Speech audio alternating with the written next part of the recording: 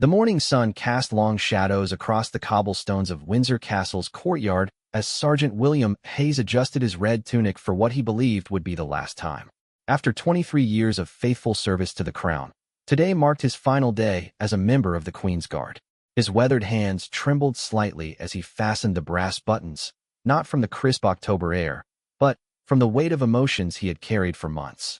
William had joined the Guard as a young man of 19, fresh from a troubled childhood in Manchester.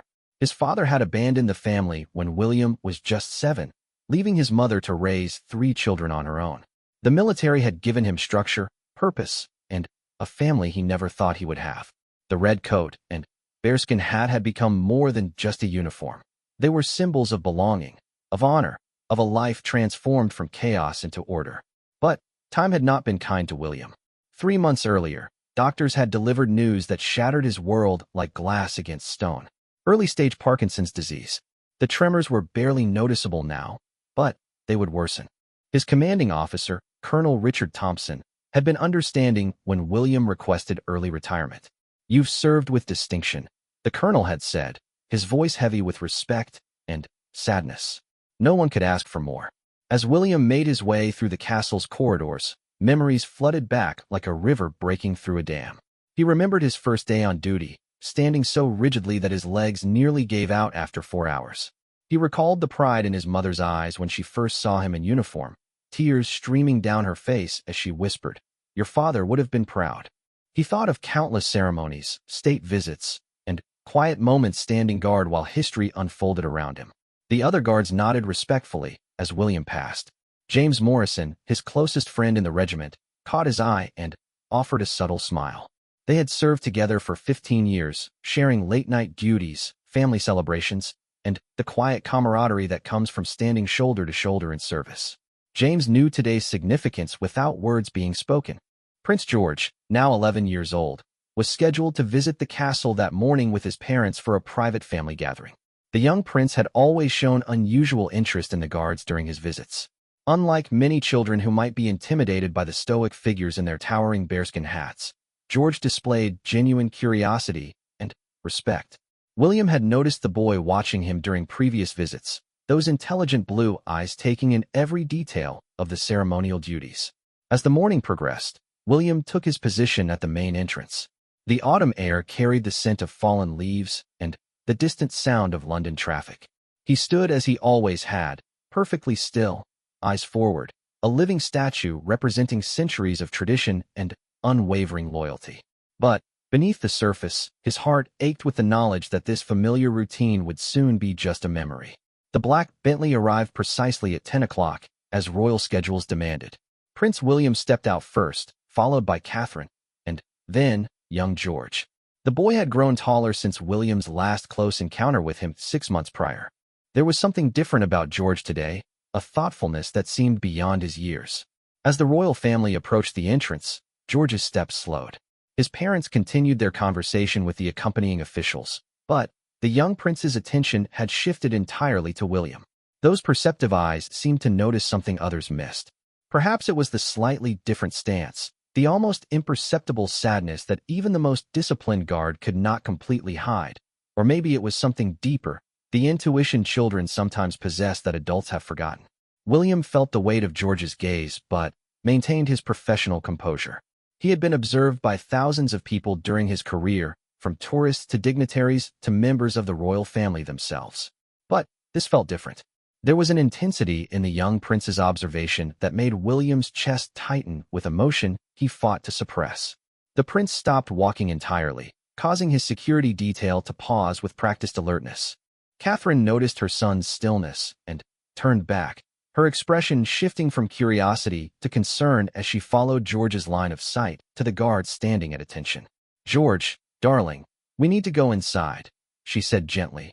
But the boy remained motionless, his young mind working through something the adults around him could not yet understand. Prince George's stillness stretched into what felt like an eternity, though in reality, only 30 seconds had passed. His parents, accustomed to their eldest son's thoughtful nature, waited patiently. The boy had always been observant, often noticing details that escaped adult attention.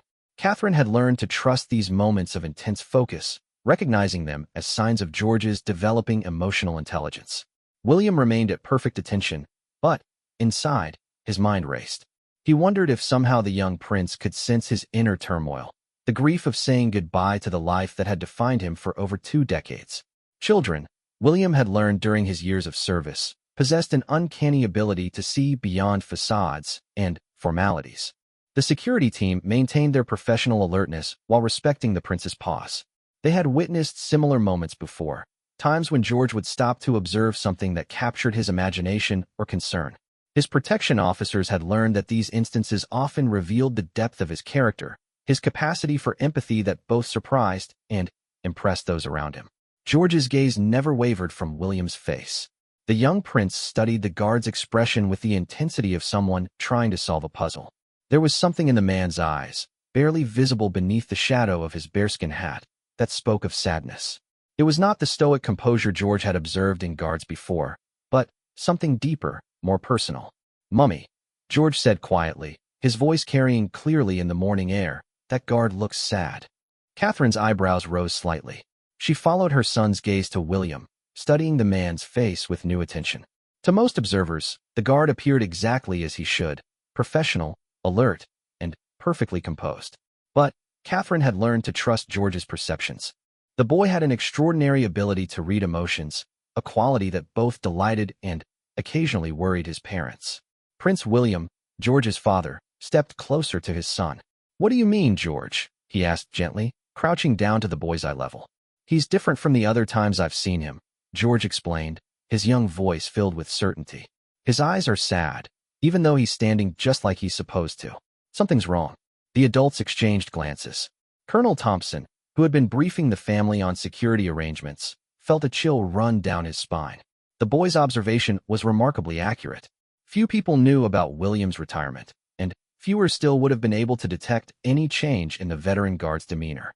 As if reading the colonel's thoughts, George turned to him. "Is he leaving?" the boy asked simply. The directness of the question caught everyone off guard. Colonel Thompson found himself in an unusual position, uncertain how to respond to such an astute inquiry from the young prince. Protocol dictated certain boundaries, but George's genuine concern transcended formal procedures. "What makes you think that, Your Highness?" the colonel asked carefully. George considered the question seriously. "People look like that when they have to say goodbye to something they love. I looked like that when we had to leave our old house." He paused, then added with heartbreaking clarity, "He loves being a guard. You can tell by how perfectly he stands, how proud he is. But he's sad about it today. That means he's leaving, doesn't it?" The silence that followed was profound. The adults stood amazed by the 11-year-old's emotional intelligence and his ability to perceive what they had missed. Catherine felt her throat tighten with emotion as she recognized the compassion in her son's observation. William, still maintaining his position but unable to avoid hearing the conversation, felt something break loose in his chest. The young prince's words resonated with such truth that it took every ounce of his military discipline to remain composed. George had seen through his carefully constructed facade and identified the very essence of his struggle. The boy's father, Prince William, found himself moved by his son's display of empathy. "Would you like to ask him yourself, George?" he suggested gently. George nodded solemnly and approached William with the careful respect he had been taught to show the guards. He stopped at an appropriate distance, understanding that the man was on duty and had protocols to follow. "Excuse me, sir," George said politely, his voice clear and respectful. "Are you sad because this is your last day?" The question hung in the air like a bell that could not be unrung. William's training warred with his emotions. He was not supposed to engage in conversation while on duty, but this was no ordinary circumstance. The young prince deserved an honest answer.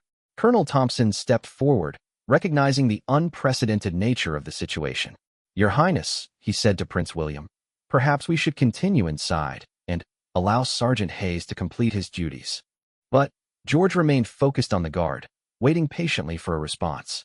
There was something in the boy's eyes that conveyed understanding beyond his years, a recognition of the man's sacrifice and service that demanded acknowledgement. William's eyes moved slightly, meeting George's gaze for just a moment. In that brief contact, something passed between them that transcended the formality of their respective positions. The guard saw genuine concern in the young prince's eyes, while George recognized the confirmation of his intuition in William's expression. "Yes, Your Highness," William said quietly, his voice steady despite the emotion threatening to overwhelm him. "Today is my last day." The simple admission carried the weight of 23 years of service, of a life dedicated to duty and honor. George absorbed the words with the solemnity of someone who understood their significance, even if he could not fully grasp the complexities behind them. "Why?" George asked, the single word filled with innocent directness that adults often lose as they learn to dance around difficult subjects. Colonel Thompson shifted uncomfortably. The conversation had moved far beyond normal protocol, but the genuine nature of the exchange made interruption seem almost cruel. Prince William and Catherine watched their son with growing admiration, recognizing his innate ability to connect with people across barriers of age and circumstance. William hesitated, weighing his words carefully. "Sometimes our bodies tell us it's time to step aside for others to serve," he said simply, choosing an explanation that was both honest and appropriate for a child's understanding.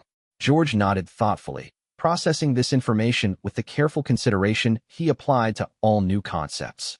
"Are you scared?" he asked next, displaying the fearless curiosity that children possess when seeking to understand the world around them. The question struck William like a physical blow, not because it was intrusive, but because it was so perfectly on target. Fear had indeed been his constant companion since learning of his diagnosis. Not fear of the disease itself, but fear of losing his identity, his purpose, his place in the world that had given him everything. "A little," William admitted, his voice softer now. "I've been a guard for a very long time. I'm not sure who I am without this uniform." The honesty of the moment was palpable. The adults surrounding them felt privileged to witness such genuine human connection, the kind that happens rarely and should be treasured when it does. Catherine felt tears prick her eyes as she watched her son navigate this emotional terrain with grace beyond his years. George stepped closer, his small hands clasped behind his back in the formal manner he had been taught for such occasions. "My papa told me something once," he said, his voice taking on the thoughtful tone he used when sharing something important. "He said that being brave doesn't mean you're not scared. It means you do the right thing even when you are scared." William felt his chest constrict with emotion. The wisdom coming from this child was both profound and comforting, a reminder that courage was not the absence of fear, but action in spite of it. "He also said," George continued, his gaze never leaving William's face, "that people who serve others are always special, even when they're not wearing their uniforms anymore. The specialness doesn't come from the clothes. It comes from here." The boy touched his chest, over his heart. The simplicity and truth of George's words hit William with stunning force. For months, he had wrestled with questions of identity and worth, convinced that without his role as a guard, he would somehow become less than he had been. But this 11-year-old prince was offering him a different perspective, one that separated the man from the position he held. Prince William, watching his son's interaction with growing amazement, felt profound pride in George's natural empathy. The boy had inherited more than royal titles and responsibilities. He possessed a genuine care for others that could not be taught or manufactured. "Would you like me to ask Papa if you can always come visit us, even when you're not working?" George asked suddenly, the offer made with the innocent assumption that such things were easily arranged. The generosity of the gesture, the pure intention behind it, overwhelmed William completely. A single tear escaped despite his best efforts to maintain composure. He quickly blinked it away, but not before George noticed. "I would be honored, Your Highness," William managed, his voice thick with emotion he could no longer fully suppress. George smiled then, the first true smile he had shown since arriving.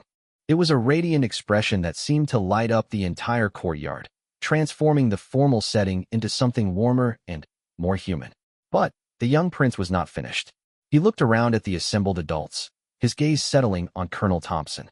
"Sir," he said politely, "would it be all right if I did something special for Sergeant Hayes?" The colonel, still reeling from the unexpected turn of events, nodded slowly. "What did you have in mind, Your Highness?" George's response would change everything. George looked thoughtfully at the ground for a moment, then back up at William with determination in his young eyes. "Mama taught me that when someone has done something important for a long time, they should be thanked properly," he said. "Not just with words, but with something that shows how much their work meant." Catherine felt her heart swell with pride at her son's words. She had indeed taught him about gratitude and recognition, but Seeing him apply these lessons in such a meaningful way filled her with wonder at his developing character. "I would like to salute him," George announced simply. "Not because I have to, but because I want to. Because he deserves it." The courtyard fell silent except for the distant sounds of London life beyond the castle walls. The request was unprecedented. Members of the royal family did not typically salute guards. It was quite the opposite arrangement. But the sincerity and thoughtfulness behind George's proposal made traditional protocol seem less important than the human moment unfolding before them. Colonel Thompson found himself in uncharted territory. His decades of military service had prepared him for many situations, but nothing quite like this. A young prince wanting to salute a retiring guard was not covered in any manual or guidebook. "George," his father said gently, "that's a very thoughtful idea, but perhaps we should consider." "Please, Papa," George interrupted respectfully but firmly. "I know it's not normal, but sometimes normal isn't enough. Sergeant Hayes has protected people like us for 23 years. That's longer than I've been alive, longer than you and Mama have been married. He deserves something special, not just normal." The logic was irrefutable, delivered with the clarity that only children possess when they see past adult complications to the heart of an issue. Prince William exchanged a meaningful look with Catherine, both parents recognizing this as one of those pivotal moments in their son's development that would shape his character for years to come. "You're absolutely right," Prince William said, his voice filled with admiration for his son. He turned to Colonel Thompson. "Colonel, I believe His Highness has identified an appropriate way to honor Sergeant Hayes's service." Colonel Thompson nodded slowly, understanding that he was witnessing something extraordinary. "Very well, Your Highness," he said to George. "I believe that would be entirely appropriate." George straightened his shoulders and approached William with solemn purpose. The boy had been taught proper military bearing by his protection officers during informal lessons, and now he drew upon that knowledge. His small frame took on surprising dignity as he positioned himself at the appropriate distance from the guard. William, understanding what was about to happen, felt a rush of emotion that threatened to overwhelm his military composure entirely. In all his years of service, through ceremonies attended by queens and presidents, foreign dignitaries, and military leaders, nothing had prepared him for the profound honor he was about to receive from this young boy. The guard stationed nearby took notice of the unusual scene unfolding. James Morrison, William's longtime friend, watched with growing amazement as Prince George prepared to offer a salute that would represent more than mere protocol. It would be a genuine expression of gratitude and respect. George raised his small hand in a perfect military salute, his fingers properly aligned, his wrists straight, his expression serious and respectful. The gesture was executed with precision that would have impressed any drill sergeant. But, more importantly, it was filled with heartfelt appreciation that transcended technique. "Thank you for your service, Sergeant Hayes," George said clearly, his young voice carrying across the courtyard with surprising strength. "Thank you for protecting my family and our country. Thank you for standing guard so we could feel safe."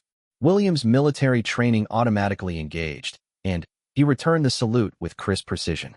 But, as their eyes met during this formal exchange, both the aging soldier and the young prince understood that something profound was occurring. This was not just a salute between a royal child and a guard. It was a bridge between generations, a recognition of service that came from genuine appreciation rather than obligation. The moment stretched, neither willing to lower their hands first, both honoring what the gesture represented. The adults watching felt they were witnessing something that would be remembered long after the formal ceremonies and state occasions had faded from memory. When they finally lowered their hands, George stepped forward again, this time reaching into his jacket pocket. He withdrew a small object that caught the morning light and gleamed softly in his palm. The object in George's palm was a small pin, no larger than a coin, bearing the insignia of the royal family. It was one of several personal items George carried, gifts from his great-grandmother before her passing, items that held special meaning to him personally rather than official significance. "Great-grandmother gave this to me," George explained, his voice soft but clear. "She said it was for someone who deserved to be remembered for doing good things. I think you deserve to be remembered, Sergeant Hayes." The pin was simple but elegant, crafted in gold with delicate enamel work that depicted the royal crown surrounded by small diamonds that caught the light like captured stars. It was clearly valuable, but its true worth lay in the intention behind George's gesture and the love from his great-grandmother that it represented. William stared at the offering, overwhelmed by the generosity and thoughtfulness of the young prince. "Your Highness, I cannot possibly accept something so precious," he began. But George shook his head gently. "Please," the boy said simply. "It's not about the pin being expensive. It's about you knowing that someone noticed what you did. Someone saw that you stood here every day, no matter if it was raining or sunny or cold. Someone saw that you cared about keeping people safe." Catherine wiped away a tear that had escaped despite her efforts to maintain composure. Her son's words revealed a depth of understanding that amazed her, a recognition of sacrifice and dedication that many adults fail to acknowledge. "Great-grandmother told me," George continued, "that the best gifts aren't the ones that cost money. They're the ones that show someone their life mattered. Your life mattered, Sergeant Hayes. Every day you stood here mattered." The sincerity in George's voice broke through William's final reserves of emotional control. Tears flowed freely down his cheeks as he knelt to George's eye level, accepting the precious gift with hands that trembled not from his condition, but from overwhelming gratitude. "Thank you, Your Highness," William whispered, his voice breaking. "This means more to me than you could possibly know." George smiled again, that brilliant expression that transformed his serious young face. "Will you wear it sometimes, and remember that you were brave and good?" "Every day," William promised, and he meant it completely. The exchange had drawn the attention of other guards in the vicinity, and James Morrison found himself struggling with his own emotions as he watched his friend receive this unexpected honor. The other staff members present stood in respectful silence, understanding that they were witnessing something rare and beautiful. Colonel Thompson stepped forward, recognizing that the moment needed formal acknowledgement. "Sergeant Hayes," he announced, his voice carrying the weight of official recognition, "it has been an honor to serve alongside you. Your dedication and professionalism have exemplified the finest traditions of the Queen's Guard." But it was George who provided the final, most meaningful goodbye. The young prince stepped forward once more and, with the formality he had been taught for such occasions, extended his hand to William. "Thank you for being brave for me," George said as they shook hands, the small gesture carrying more significance than any medal or ceremony could convey. William gripped the boy's hand gently, looking into those intelligent blue eyes that had seen past his uniform to recognize his humanity. "Thank you for helping me remember that being brave doesn't end when the uniform comes off," he replied. As the royal family finally made their way into the castle, George turned back once more to wave at William. The guard, still in position but forever changed by the encounter, raised his hand in a small wave in return, a breach of protocol that no one present would ever report. 3 months later, William received an invitation to attend George's 13th birthday celebration. He wore his dress uniform one final time, with George's precious pin placed prominently on his chest. When the young prince spotted him among the guests, George's face lit up with joy and he made his way through the crowd to greet his friend. "You came," George exclaimed, his delight evident.